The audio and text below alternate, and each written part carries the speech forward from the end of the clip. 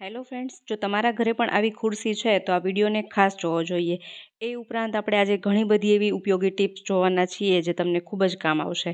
તો વિડીયોમાં એન્ડ સુધી બન્યા રહેજો. અને આ વિડીયોને વધુમાં વધુ શેર કરજો જેથી કે દરેક લોકો પાસે ખુરશીની આ માહિતી પહોંચી શકે. તો ચાલો શરૂ કરીએ વિડીયો. સૌપ્રથમ આપણે ટિપ્સ જોઈશું.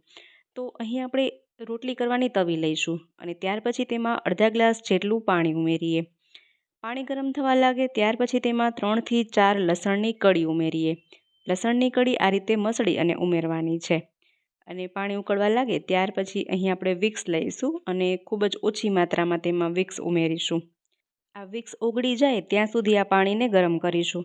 અહીં આપણે ચોમાસામાં ઉપયોગી થઈ શકે એવી અનેક ટિપ્સ જોવાના છીએ. તો વિડીયોમાં એન્ડ સુધી બન્યા રહો. તો અહીં વિક્સ આ પાણીમાં સરસ રીતે ઓગળી ગયું છે અને લસણની પણ સ્મેલ સુગંધ આ પાણીમાં બેસી ગઈ છે. હવે ગેસની ફ્લેમ બંધ કરી દેવાની છે અને આ પાણીને એક મોટા વાસણમાં લઈ લઈએ. તો ખૂબ જ સ્ટ્રોંગ સ્મેલવાળું સુગંધવાળું પાણી રેડી થઈ ગયું છે. આ પાણીથી આપણે ચોમાસામાં નાશ લઈ શકાય છે. જનરલી ચોમાસામાં બાળકો વગેરેને શરદી જુકામ થઈ જતું હોય છે.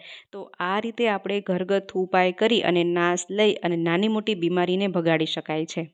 ખૂબ જ અસરકારક ઉપાય છે. જો ચોમાસામાં શરદી જુકામ થઈ જાય તો આ આઈડિયાનો જરૂરથી ઉપયોગ કરજો. હવે જોઈએ નેક્સ્ટ આઈડિયા. તો ઘણી વખત ચોમાસામાં મચ્છરનો પણ એટલો ઉપદ્રવ હોય છે. તો જો મચ્છર કરડી ગયા હોય અને તેમાં ખંજવાળ આવતી હોય તો ત્યારે પણ આ આઈડિયા કરી શકાય. અહીં આપણે વિક્સ લઈશું અને જ્યાં પણ મચ્છર કરડ્યા છે ત્યાં આ વિક્સને લગાડીશું. તમે જોઈ શકશો કે થોડી જ વારમાં ખંજવાળ બંધ થઈ જશે અને આ જે મચ્છર કરડેલા ડાઘ છે ડાઘ પણ તરત જ દૂર થઈ જશે. તો આ પણ એક સરસ એવો આઈડિયા છે. જ્યારે પણ મચ્છર કરડી જાય, બાળકોને ખાસ કરીને મચ્છર કરડ્યા હોય તો આ રીતે તમે તેને વિક્સ લગાડી શકો છો. હવે જોઈએ નેક્સ્ટ આઈડિયા. તો ઘણી વખત આપને હાથમાં આ રીતે લાગી ગયું હોય પરંતુ લેડીઝને તો ઘરનું કામ તો કરવું જ પડે. તો એવા સમયે તમે આઈડિયાનો ઉપયોગ કરી શકો. અહીં આપણે પ્લાસ્ટિકની જે વેસ્ટ કોથળી આવતી હોય પોલિથીન બેગ એ લઈશું અને આ રીતે હાથમાં વીંટી લઈશું. અને અહીંથી આ રીતે તેમાં ગાંઠ લગાવી શકાય અથવા તો આ રીતે કોઈ પણ રબર બેન્ડ હોય તેને આ રીતે તેમાં લગાવી દેવાનું. ત્યાર પછી તમે હવે કોઈ પણ કામ કરી શકો. વાસણ સાફ કરી શકો, પોતા કરી શકો, કપડાં ધોઈ શકો. તો જે આ વાગ્યું છે એ ભાગ છે ત્યાં સાબુ વગેરે અડશે નહીં. તેના કારણે હાથમાં બળતરા નહીં થાય કે દુખશે નહીં. તો ખૂબ જ બેસ્ટ એવો આઈડિયા છે. રસોઈ બનાવતી વખતે પણ આઈડિયાનો ઉપયોગ કરી શકાય. આ રીતે હાથમાં કોથળી પહેરી લોટ વગેરે પણ બાંધી શકાય છે.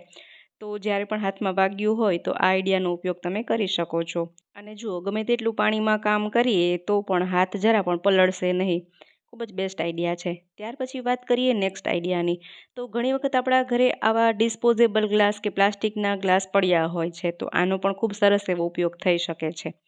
તો અહીં મેં પ્લાસ્ટિકનો ગ્લાસ લીધેલો છે. તેને આ રીતે ડબલ કરી લઈએ અને ત્યાર પછી 2 સાઈડ ટેપ લઈશું અને તેનો એક ટુકડો કટ કરી અને આ ગ્લાસમાં લગાડી દઈએ. એ જ રીતે જો થર્મોકોલનો ગ્લાસ હોય, ડિસ્પોઝેબલ ગ્લાસ હોય, કોઈ પણ ગ્લાસમાં તમે આ આઈડિયા કરી શકો છો. જુઓ, ત્યાર પછી 2 સાઇડેડ ટેપનું આ રીતે રેપર કાઢી અને દિવાલમાં ચોંટાડી દઈએ. આનો શું ઉપયોગ છે જુઓ. તો આ રીતે તમે રસોડામાં તેને લગાડી શકો અને તેમાં ચાકુ વગેરે રાખી શકો, ચમચી ચમચા વગેરે પણ રાખી શકાય છે. અને જનરલી જ્યારે આપણને ચાકુ, લાઇટર વગેરે ન મળતું હોય તો આ રીતે ગ્લાસ લગાડી દઈએ તો આપણને સહેલાઈથી મળી જાય. એ રીતે તેને ડ્રેસિંગ ટેબલ પર પણ લગાડી શકાય છે. તો આપણે જે પણ મેકઅપની વસ્તુ હોય, મેકઅપ બ્રશિસ હોય, આઈલાઇનર, લિપ લાઇનર, લિપસ્ટિક વગેરે તેમાં રાખી શકાય છે. ખૂબ જ સરસ એવો આઈડિયા છે. એ સિવાય તમે આ આઈડિયા પણ કરી શકો. અહીં પ્લાસ્ટિકનો ગ્લાસ લઈએ અને તેમાં આ રીતે આપણે કાણા પાડી લેવાના છે. જુઓ, આ રીતે કાણા પાડ્યા પછી હવે ફરીથી આપણે તેમાં 2 સાઇડેડ ટેપ લઈશું. તમારા પાસે ગ્લુગન હોય તો ગ્લુગનનો પણ ઉપયોગ કરી શકો છો અથવા તો આ રીતે 2 સાઇડેડ ટેપ લઈ અને તેને આ રીતે આપણે જ્યાં વાસણ સાફ કરતા હોય વોશ બેસિન પાસે લગાડી દઈએ. ત્યાર પછી વાસણ સાફ કર્યા પછી ડાયરેક્ટલી બધી ચમચી તેમાં તમે રાખી શકો છો. તો ગ્લાસમાં આપણે જે કાણા પાડ્યા છે તેમાંથી બધું પાણી નીતરી જશે અને ચમચી પણ કોરી થઈ જશે અને ચમચી પણ સચવાઈ જશે. ચમચીને વારંવાર ગોતવી પડતી હોય છે. તો આ આઈડિયા ખૂબ જ બેસ્ટ છે. આ રીતે આપણે સિંક પાસે લગાડી દઈએ તો તેમાં બધી ચમચી રાખી શકાય ધોઈને. હવે જોઈએ નેક્સ્ટ આઈડિયા. તો ઘણી વખત આપણા પાસે બોટલ સાફ કરવા માટેનું બ્રશ હાજર ન હોય તો એવા સમયે તમે આ ચીપિયાનો ઉપયોગ કરી શકો છો.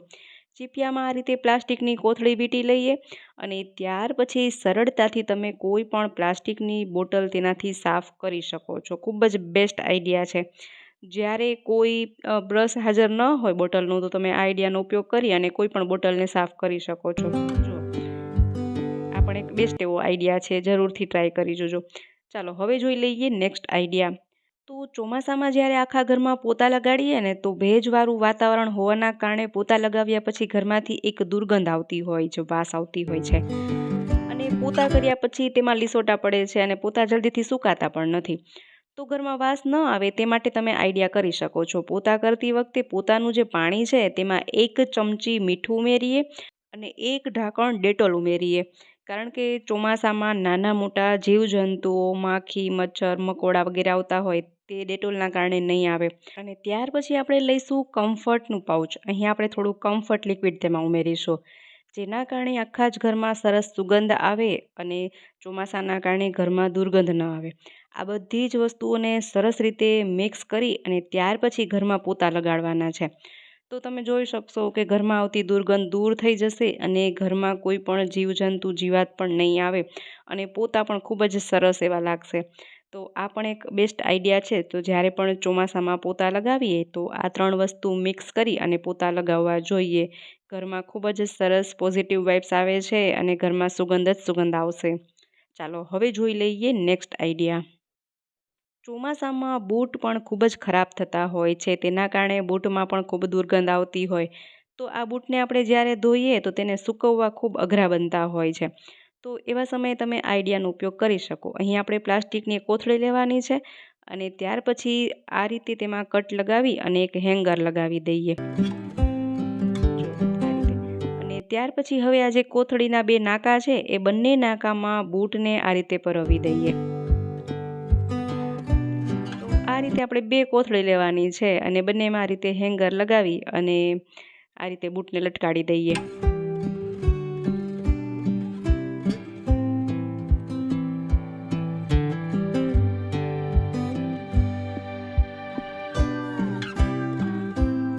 પછી આ રીતે ટીંગાળી અને તમે તેને સૂકવી શકો છો. તો બૂટમાં જેટલું પણ પાણી હશે સરસ રીતે નીતરી જશે અને બૂટ પણ સુકાઈ જશે અને બૂટમાંથી દુર્ગંધ પણ નહીં આવે. તો ચોમાસામાં બૂટને સૂકવવા માટેનો આ બેસ્ટ આઈડિયા છે. હવે વાત કરીએ નેક્સ્ટ આઈડિયાની. તો ઘણી વખત ઘરમાં ઓશિકાના કવર એક્સ્ટ્રા પડ્યા હોય છે. તો એવા કવરનો તમે આવો ઉપયોગ કરી શકો છો કે ઘરમાં જે એક્સ્ટ્રા બેડશીટ વગેરે હોય તે બધું જ તમે આમાં સાચવી અને રાખી શકો છો. તો એક કવરમાં એક સાથે આપણે ઘણી બધી બેડશીટ અને ઓશિકાના કવર બધું સાચવી અને રાખી શકાય છે. તો આ બધી જ બેડશીટ સચવાઈને પણ રહી જશે અને જૂના કવરનો ઉપયોગ પણ થઈ જશે. આ રીતે તમે વધારાની સાડી વગેરે હોય તે પણ આમાં સાચવીને રાખી શકો છો. એ ઉપરાંત જે પણ વસ્તુ જે ડેઇલી રૂટીનમાં ન જોઈતી હોય તે બધી સાચવીને રાખી શકાય છે.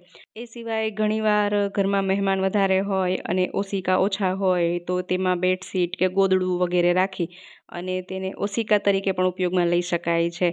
તો આ રીતે તમે કવરનો અલગ અલગ ઉપયોગ કરી શકો છો. હવે આવીએ વિડીયોની મેઇન વાત પર.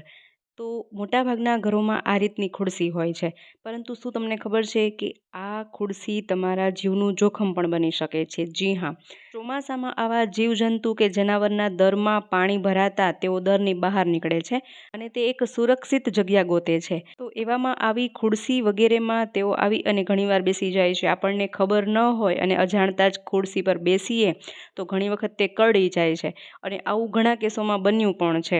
તો ખાસ કરીને ચોમાસામાં જ્યારે પણ ખુરશીનો ઉપયોગ કરવાનો હોય તો ખાસ તેને પહેલાં ચેક કરવું કે તેમાં કોઈ પણ જીવજંતુ જનાવર નથી ને, નહીંતર આપણે જીવનું જોખમ થઈ શકે છે. જુઓ, ઘણી વખત આપણને ખબર ન હોય અને અજાણતા જ આપણી નાની એવી ભૂલ પણ આપણે જીવની સજા બની શકે છે. તો આ વાત માટે ખૂબ જ સાવચેત રહેવું. તો આ વિડીયોને વધુમાં વધુ લોકો સાથે શેર કરજો, જેથી કે દરેક લોકો આ વાતનું ધ્યાન રાખી શકે અને પોતાના જીવને જોખમથી બચાવી શકે. તો મિત્રો, આ માહિતી તમને જરૂરથી ઉપયોગી રહી હશે. વધુમાં વધુ લોકો સાથે પ્લીઝ શેર કરજો. દરેક લોકો આ માહિતીથી અવગત થઈ શકે અને સાથે દરેક આઈડિયાઝ પણ તમને ઉપયોગી રહ્યા હશે. તો મિત્રો, વિડીયો ઉપયોગી રહ્યો હોય, પસંદ આવ્યો હોય તો વિડીયોને લાઇક કરજો, શેર કરજો. તેમજ ચેનલ પર નવા હોય, પહેલી વાર ચેનલ પર વિઝિટ કરી રહ્યા હોય તો ચેનલને સબસ્ક્રાઈબ પણ જરૂરથી કરજો. ફરી મળીશું નવા વિડીયોમાં નવા જ આઈડિયાઝ સાથે. ત્યાં સુધી જોતા રહેજો આપણી ચેનલ બી ક્રિએટિવ.